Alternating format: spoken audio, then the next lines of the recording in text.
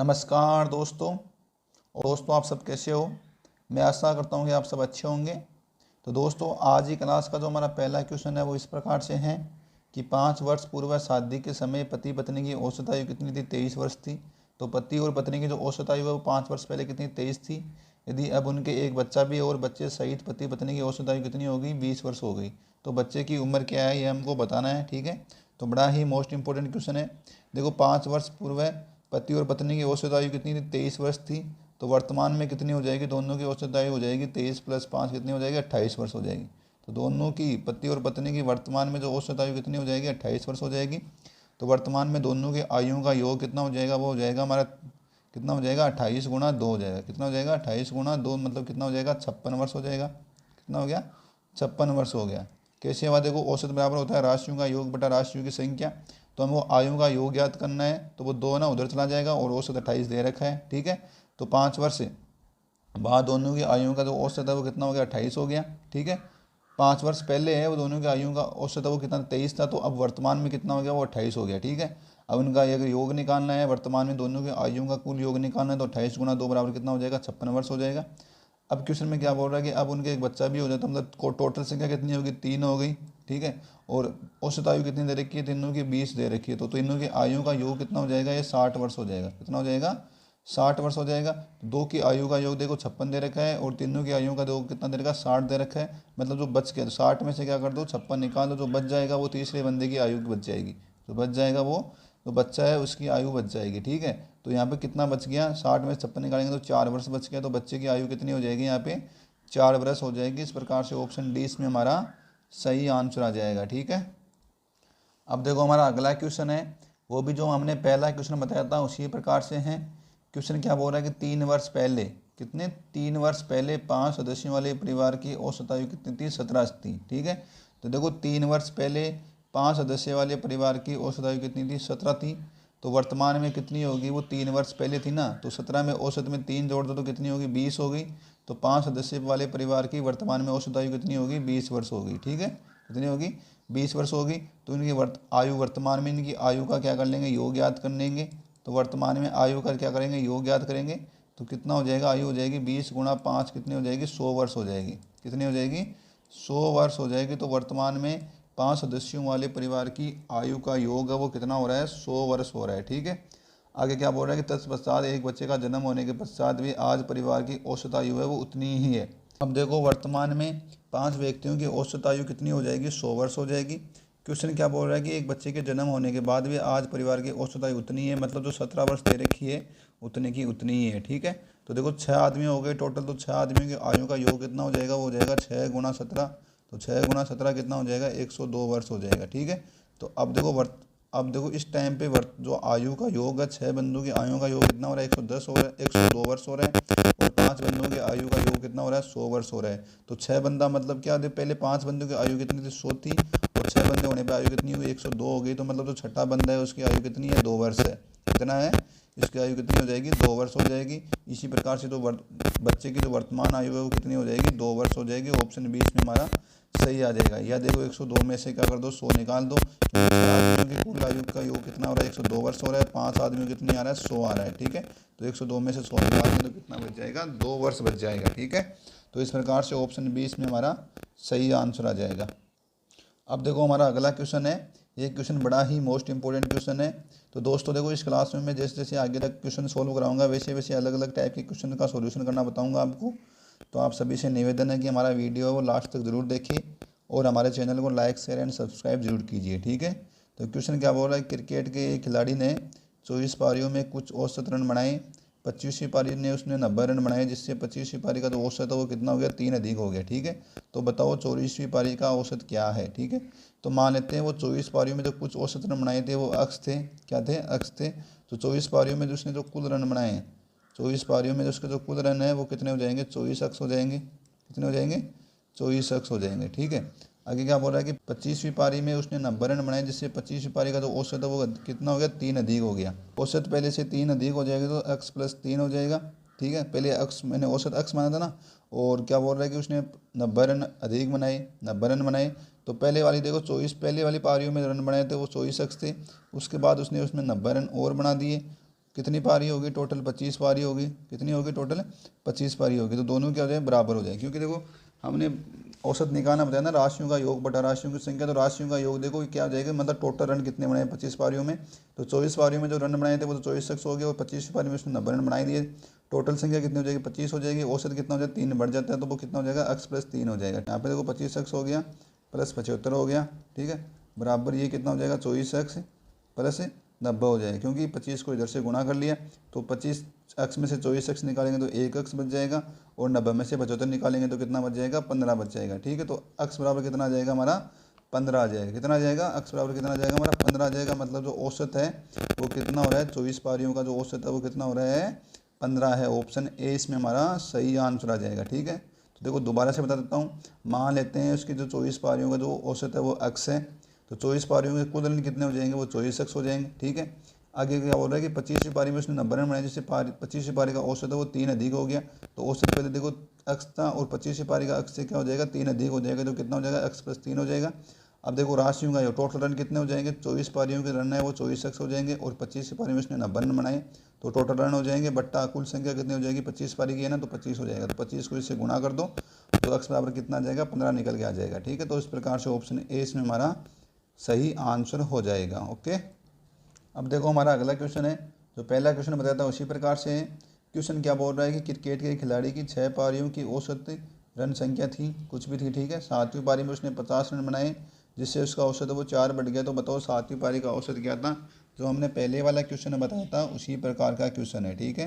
देखो मान लेते हैं कि 6 पारियों का जो औसत रन है वो क्या था, x है। तो 6 पारियों के कुल रन कितने हो जाएंगे, ठीक है, कुल रन कितने हो जाएंगे 6 पारियों के, वो हो जाएंगे हमारे 6x। कितने हो जाएंगे, 6x हो जाएंगे, ठीक है। आगे क्या बोल रहा है कि 7वीं पारी में उसने 50 रन बनाए, जिससे उसका औसत 4 बढ़ गया। तो औसत देखो 4 बढ़ गया, औसत पहले x था, उसके बाद उसका औसत 4 बढ़ गया। और कुल रन देखो पहले 6 पारी में कुल रन कितने थे, 6x थे, और 7वीं पारी में उसने 50 रन बनाए, वो और जोड़ दो, बटा टोटल कितनी पारी हो जाएगी हमारी, 7 पारी हो जाएगी ना, ठीक है। कितनी हो जाएगी, 7 पारी। तो 7 को इधर गुणा कर दो, तो 7x प्लस ये कितना हो जाएगा, 28 हो जाएगा, बराबर 6x प्लस कितना हो जाएगा, 50 हो जाएगा, ठीक है। तो ये x बच गया। यहाँ पे देखो ये दो तो वो बच गए, और कितना बच जाएगा, 22 बच जाएगा। कितना बच जाएगा, ये 22 बच जाएगा। तो x बराबर कितना हो जाएगा, 22 हो जाएगा, और यही हमारा क्या हो जाएगा, आंसर हो जाएगा। इस प्रकार से ऑप्शन ए इसमें हमारा सही आंसर हो जाएगा, ठीक है। तो पहली 6 पारियों का जो कुल औसत है वो कितना था, 22 था, ठीक है। तो इस प्रकार से ऑप्शन ए है हमारा सही आंसर हो जाएगा। अब देखो दोस्तों हमारा अगला क्वेश्चन है, वो थोड़ा सा अलग टाइप का क्वेश्चन है। क्वेश्चन क्या बोल रहा है कि 280 छात्रों का औसत अंक कितना दे रखा है, 40 दे रखा है। यदि उत्तीर्ण होने वाले छात्रों के औसत अंक 45 हो, तो अनुत्तीर्ण होने वाले छात्रों के औसत अंक 25 हो, तो परीक्षा में उत्तीर्ण होने वाले छात्रों की संख्या क्या है, यह हमको बताना है, ठीक है। तो देखो हमको उत्तीर्ण और अनुत्तीर्ण दो प्रकार की कंडीशन दे रखी है, मतलब पास हो रहे हैं उनका भी औसत दे रखा है, जो फेल हो रहा है उनका भी औसत दे रखा है, ठीक है। तो इस टाइप के क्वेश्चन को करने के हमारे पास दो तरीके होते हैं। एक तो नॉर्मल में जो आपको औसत से बता रहा हूँ वैसे कर सकते हैं, दूसरा होता है हमारा एलिगेशन मेथड। तो सबसे पहले देखो मैं आपको जो नॉर्मल तरीका है औसत से कैसे निकालेंगे उससे बता दूंगा, ठीक है। क्या है नॉर्मल तरीका है उससे बताऊंगा, उसके बाद जो एलिगेशन मेथड है वो भी बता दूंगा मैं आपको, ठीक है। तो क्वेश्चन देखो क्या बोल रहा है कि एक विद्यालय में 280 छात्रों के औसत अंक कितने दे रखे हैं, 40 दे रखे हैं। तो कुल अंक कितने हो जाएंगे, तो कुल अंक कितने हो जाएंगे, अगर देखो 280 छात्रों के औसत अंक कितना दे रखे, 40 दे रखे, तो कुल अंक हो जाएंगे 280 गुणा 40 हो जाएगा, ठीक है। कितना हो जाएगा, 280 गुणा 40, तो 280 को 40 से गुणा करेंगे 28 4 112 हो जाएगा। कितना हो जाएगा, 112 हो जाएगा, दो बिंदु लगा दो, तो कुल अंक कितने हो जाएंगे, 11,200 हो जाएंगे।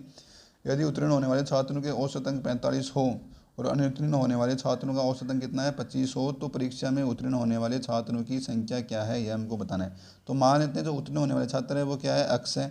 उत्तीर्ण होने वाले छात्र क्या है, x है। तो उत्तीर्ण होने वाले छात्रों का कुल अंक कितना हो जाएगा, जो पास होने वाले छात्र है उनका जो कुल अंक है वो कितना हो जाएगा, वो देख लो आप, ठीक है।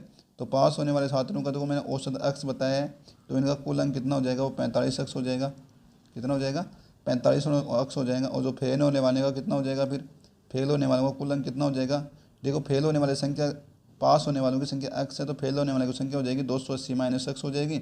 और उनका औसत कितना दे रखा है, 25 दे रखा है, तो 25 गुणा 280 माइनस x हो जाएगा। 25 गुणा 280 माइनस x हो जाएगा, ठीक है। तो अब देखो इन सब का योग है वो इसके योग की क्या होता है, बराबर होता है। इनका योग है वो इसके योग की क्या होगा, बराबर ही होगा, ठीक है।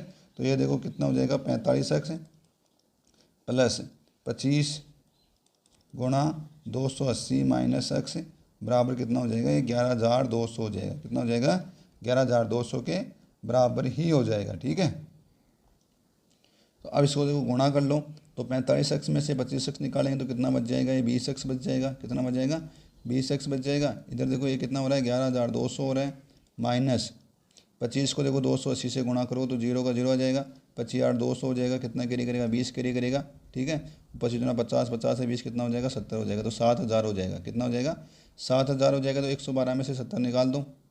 ठीक है, क्या कर दो, 11,200 में से 7,000 निकाल दो। ठीक है, तो बिंदु से बिंदु बच, यहाँ पे 0 आ जाएगा, यहाँ पे 0 आ जाएगा। उसके बाद देखो कितना बच गया, ये 2 बच जाएगा। वो 11 में से 7 निकालेंगे तो कितना बच जाएगा, ये 4 बच जाएगा। कितना होगा, 420 मतलब 4200 आ गया। ठीक है, तो एक बिंदु से एक बिंदु यहाँ पे कैंसिल हो जाएगी, तो अक्स बराबर कितना आ जाएगा, 210 आ जाएगा। 420 का आधा कितना हो जाएगा, 210 आ जाएगा। तो अक्स बराबर कितना हो गया, 210 हो गया। मतलब जो उत्तीर्ण होने वाले छात्रों की संख्या कितनी है, 210 है। यही हमको क्वेश्चन में पूछा है। तो इस प्रकार से ऑप्शन ए इसमें हमारा सही आंसर आ जाएगा। ठीक है, तो यह तरीका, एक तरीका तो मैंने बता दिया। यदि आपको कोई दूसरा तरीका बताना है तो देखो वो कैसे करेंगे, वो है हमारा एलिगेशन मेथड। ठीक है, क्या है हमारा एलिगेशन मेथड है। तो इसको देखो साफ कर देता हूँ एक बार। तो एलिगेशन मेथड में देखो कैसे क्या करना है हमको, कुल कितना देखो औसत दे रखा है ना, औसत कितना दे रखा है, 40 दे रखा है। और पास होने वालों को कितना दे रखा है, 45 दे रखा है। कितना दे रखा है, 45 दे रखा है। ठीक है, और जो फेल होने वाले हैं उनका कितना दे रखा है हमको, 25 दे रखा है। तो पास होने वालों का 45, यहाँ पे पास वालों को लिख लो, और यहाँ पे फेल वालों का लिख लो। उनका कितना दे रखा है, 25 दे रखा है। और इनका जो औसत दे रखा है सब दोनों का, छात्रों का टोटल औसत कितना दे रखा है, 40 दे रखा है। ठीक है, तो एलिगेशन मेथड में क्या करते हैं वो आपको बताता हूँ मैं। ठीक है, तो इधर देखो 45 में से 40 निकालेंगे तो इधर कितने बच जाएंगे, 5 बच जाएंगे। इधर कितना बच जाएगा हमारा, 15 बच जाएगा। कितना बच जाएगा, 15 बच जाएगा। ठीक है, तो इसका अनुपात कितना हो जाएगा, ये 3:1 हो जाएगा। कितना हो जाएगा, 3:1 हो जाएगा। ये पास होने वालों का है, ये क्या होने वाला है, फेल होने वालों का है। ठीक है, तो हमको क्या करना है कि पास होने वाले छात्रों की कुल संख्या बतानी है। तो पास होने वाले छात्रों का अनुपात कितना दे रखा है, 3 दे रखा है। टोटल कितने हो जाएंगे, 4 हो जाएंगे। गुणा कितना हो जाएगा, 280 हो जाएगा। गुणा कितना हो जाएगा, 280 हो जाएगा। ठीक है, क्योंकि टोटल संख्या कितनी दे रखी है हमको, 280 दे रखी है ना छात्रों का। तो देखो 3/4 में से 3 पास हो रहे हैं ना, तो गुणा 280 कर दो। ठीक है, क्योंकि 3 पास हो रहे हैं, 1 फेल हो रहा है, तो 3/4 हो जाएगा। क्योंकि पास होने वालों का बताना है, टोटल 4 है, 3/4। और टोटल संख्या वैसे कितनी दे रखी है, 280 दे रखी है। तो कितना हो जाएगा, 280 से गुणा कर दो। तो ये कितनी बार चला गया, 7 बार चला गया। 70 को 3 से गुणा करेंगे तो कितना आ जाएगा, 210 आ जाएगा। ठीक है, कितना आ जाएगा, 210 आ जाएगा। इस प्रकार से भी ऑप्शन ए इसमें हमारा सही आंसर हो जाएगा। ठीक है, तो एलिगेशन मेथड से भी आप इस टाइप के क्वेश्चन को सोल्व कर सकते हो। ओके, अब देखो हमारा अगला क्वेश्चन है। ये क्वेश्चन भी बड़ा ही इंपॉर्टेंट क्वेश्चन है। क्वेश्चन क्या बोल रहा है कि 45 विद्यार्थियों की एक कक्षा में 20 लड़कियां हैं जिन्होंने 50 अंकों की एक परीक्षा में औसतन 42 अंक प्राप्त किए हैं। यदि कक्षा का औसत 36 है तो लड़कों का औसत अंक क्या है, यह हमको बताना है। ठीक है, तो 45 विद्यार्थियों की कक्षा में 20 लड़कियाँ हैं जिनका जो औसतन है वो कितना है, 42 है। ठीक है, तो 20 लड़कियों ने टोटल कितने अंक प्राप्त किए वो बताना है। तो 20 लड़कियों के जो टोटल मार्क्स है वो कितने हो गए, देखो 20 गुणा 42 हो गए। तो मतलब कितना हो गया, 20 गुणा 42 गुणा 20 कर दो, तो 42 गुणा 84 मतलब कितना हो गया, 840 हो गया। तो 840 अंक प्राप्त किए हैं टोटल लड़कियों ने। ठीक है, यदि कक्षा का औसत अंक 36 है तो लड़कों का औसत अंक क्या है, ये हमको बताना है। ठीक है, तो देखो 20 लड़कियां हैं तो लड़के कितने बच जाएंगे, यहाँ पे 25 बच जाएंगे। कितने बच जाएंगे, 25 बच जाएंगे। तो मान लेते हैं जो लड़कों का औसत है वो कितना है, अक्स है। मान लेते हैं लड़कों का जो औसत है वो क्या है, अक्स है। तो लड़कों द्वारा टोटल प्राप्त औसत है, लड़कों द्वारा प्राप्त टोटल अंकों का योग कितना हो जाएगा, वो हो जाएगा हमारा 25 अक्स हो जाएगा। कितना हो जाएगा, 25 अक्स हो जाएगा। ठीक है, तो ये देखो क्या हो जाएगा, 840। तो लड़कियों द्वारा प्राप्त अंक है वो कितना हो जाएगा, 840 हो जाएगा। ठीक है, और लड़कों द्वारा टोटल प्राप्त अंक का योग कितना हो जाएगा, 25 अक्स हो जाएगा। बराबर टोटल अंकों का योग कितना हो जाएगा, देखो 36 दे रखा है ना, कक्षा का औसत 36 है। कितना हो जाएगा, 36 गुणा 45 हो जाएगा। कितना हो जाएगा, 36 गुणा 45 हो जाएगा। अब देखो इसको सोल्व कर लो। ठीक है, तो ये कितना हो जाएगा, 25 एक्स हो जाएगा। कितना हो जाएगा, 25 एक्स हो जाएगा। 36 को 45 से क्या कर लो, गुणा कर लो। तो देखो डबल डिजिट का गुणा कैसे करते हैं वो आपको बताता हूँ मैं। ठीक है, तो सबसे पहले देखो 6 पंजो 30, कितनी कैरी करें, 3 कैरी कर रहा है। फिर इनको आपस में गुणा करके जोड़ दो। 6 को 4 से गुणा कर दो, 6 चौके 24, और 5 को 15 से गुणा कर दो। 5 को 3 से गुणा 24 और 15 कितना हो जाएगा हमारा, 6 चौके 24 हो जाएगा। और 24 और 15 कितना हो गया, 39। 39 और 3 कितना हो गया हमारा, 42। 39 3 कितना हो गया हमारा, 42 हो गया। ठीक है, फिर इसके बाद देखो 4 3 12, 12 और 4 कितना हो जाएगा, 16 हो जाएगा।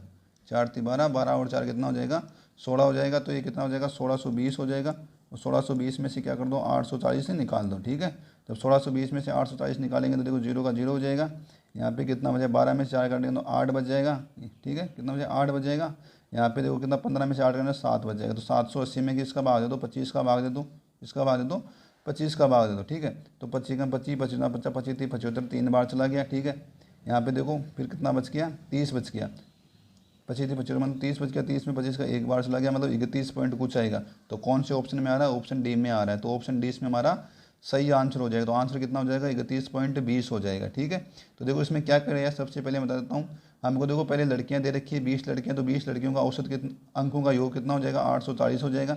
इसके बाद हमको लड़के कितने 25 दे रखे हैं, हम लड़कों का जो औसत है वो अक्स मान लेंगे। तो लड़कों का कुल अंक कितना हो जाएंगे, अंकों का योग है वो कितना हो जाएगा, 25 अक्स हो जाएगा। तो अंकों का योग बराबर कर लो। तो देखो लड़कियों ने अंक कितने प्राप्त किए, टोटल 840 किए, और लड़कों ने कितने किए, 25 अक्स प्राप्त किए। और टोटल अंक कितने हो जाएंगे, वो हो जाएंगे मैं 36 × 45, क्योंकि 36 लड़कियों टोटल कक्षा का अंक औसत दे रखा है ना 36, और लड़कों की टोटल संख्या कितनी है, 45 है। तो 36 × 45 हो जाएगा। तो अक्स का मान याद करेंगे तो अक्स का मान हो जाएगा हमारे 31.20 हो जाएगा, ठीक है। इस प्रकार से ऑप्शन डी इसमें हमारा सही आंसर हो जाएगा। अब देखो हमारा अगला क्वेश्चन है, ये थोड़े अलग टाइप के क्वेश्चन है। इस टाइप के क्वेश्चन भी एग्जाम में आते हैं और बड़े ही इजी क्वेश्चन है, ठीक है।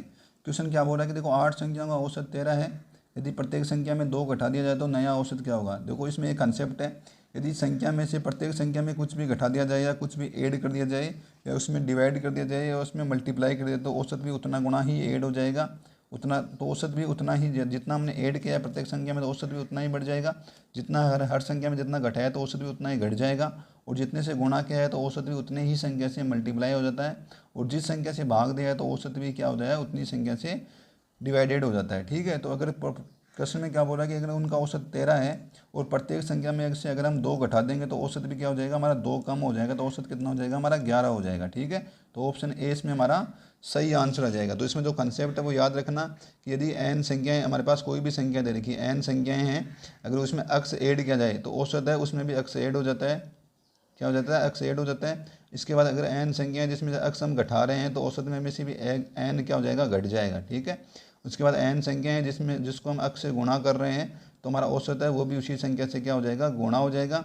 यदि अक्स से हम डिवाइड कर रहे हैं, यदि n संख्याओं को हम अक्स से क्या कर रहे हैं, डिवाइड कर रहे हैं तो औसत है वो भी हमारा क्या हो जाएगा, उसी संख्या, औसत है वो भी क्या हो जाएगा हमारा, सॉरी, यदि औसत को हम अक्स संख्या से डिवाइड कर रहे हैं, अक्स से गुणा डिवाइड कर रहे हैं तो औसत है वो भी उस क्या हो जाता है, उस संख्या से क्या हो जाता है, डिवाइडेड हो जाता है, ठीक है। तो ये याद रखना आपको कंसेप्ट, ओके। क्वेश्चन क्या बोल रहा है कि 19 संख्याओं का औसत 24 है, यदि प्रत्येक संख्या को 3 से गुणा कर दे तो नया औसत क्या होगा, ठीक है। तो देखो प्रत्येक संख्या को मैंने बोला कि अगर n संख्याओं को हम अक्स से गुणा कर रहे हैं तो औसत है वो भी अक्स गुणा हो जाएगा, ठीक है। क्या हो जाएगा, एवरेज है वो भी क्या हो जाएगा, अक्स गुणा ही हो जाएगा।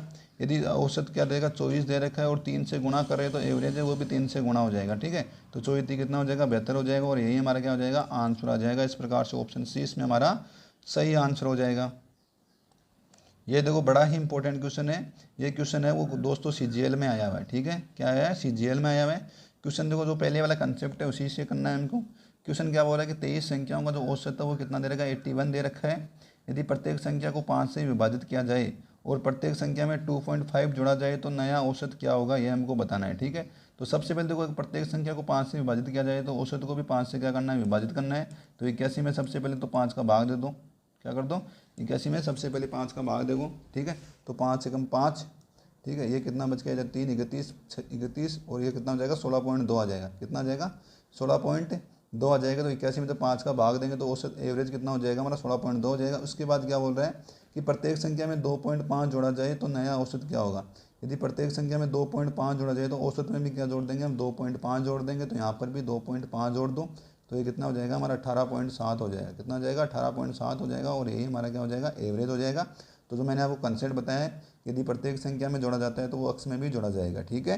तो इस प्रकार से ऑप्शन 20 में हमारा सही आंसर हो जाएगा। तो दोस्तों यदि आपको हमारा ये वीडियो अच्छा लगा तो प्लीज़ आप हमारे चैनल को लाइक शेयर एंड सब्सक्राइब जरूर कीजिए। जय हिंद, जय भारत।